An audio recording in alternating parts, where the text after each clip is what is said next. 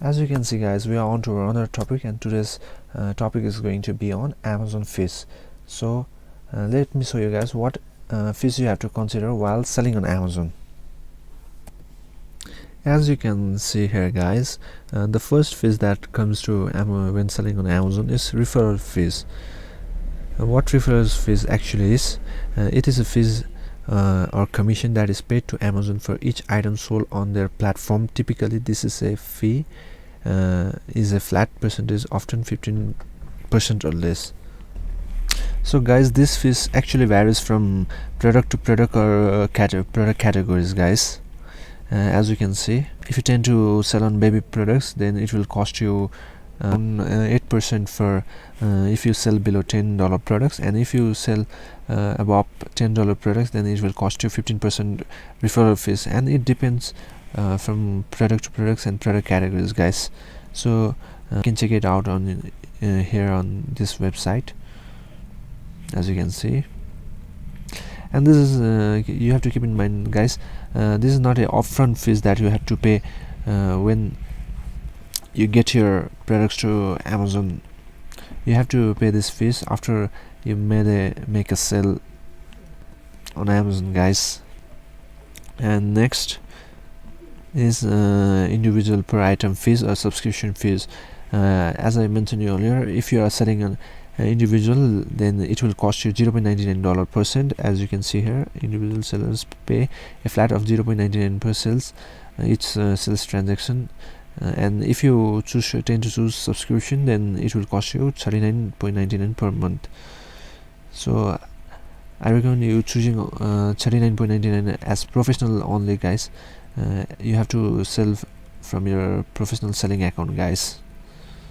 And the next fees that you have to consider is FBA fees guys. This is the fees for that Amazon charges you for picking, packing and shipping your products to your customers and handling all these hassle and headaches, and it's worth the money guys.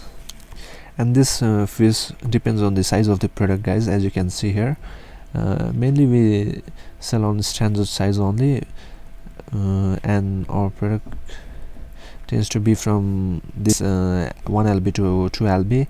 Then you can choose what your product's weight and dimensions are, and you can choose it from here guys, what will be costing you. And guys, and let's say another fees to consider is FBA storage fees. This is the fees guys, and this is Amazon storage fees. And guys, there comes another fees, as I mentioned you, it's inventory replacement fees, and it's different from FBA storage fees. This is for storing your products on Amazon centers, like keeping your product in their warehouse, so it will take the space and Amazon will charge you for that. And it depends according to your product size and the quantity that you will be storing guys. So as you can see, it will cost you around 0.69 per cubic feet for January to September, and October to December it will cost you around 2.40 per cubic feet. The fees that it's higher on October to December is because festival season that comes during October and December, like Christmas and New Year, so sales will be higher at the month, and Amazon will charge you more higher on this month for storing your product guys. And the last one, last fees that I want to consider and you have to keep in mind is guys, it's inventory placement fees.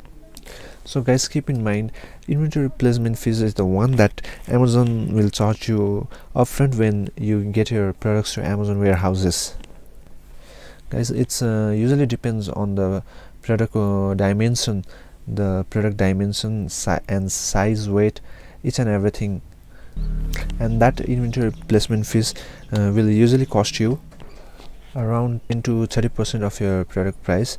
Let me show you guys what I'm referring to you. As you can see here, this is the one, Amazon placement service fees. No one will ever tell you Amazon is going to charge you this fees. So this is the one that is that Amazon charges you upfront guys. So depending on the weight of the total product and the dimension, it will usually cost you around 10 to 30% of total product cost. So for example, if the product costs us $600, then it will cost us around $100 to store that product to Amazon fulfillment centers, guys. So you have to keep in mind that there comes another fees that Amazon charges you upfront after getting your products entering to Amazon FBA warehouses. So this one is the fees you have to keep in mind, guys.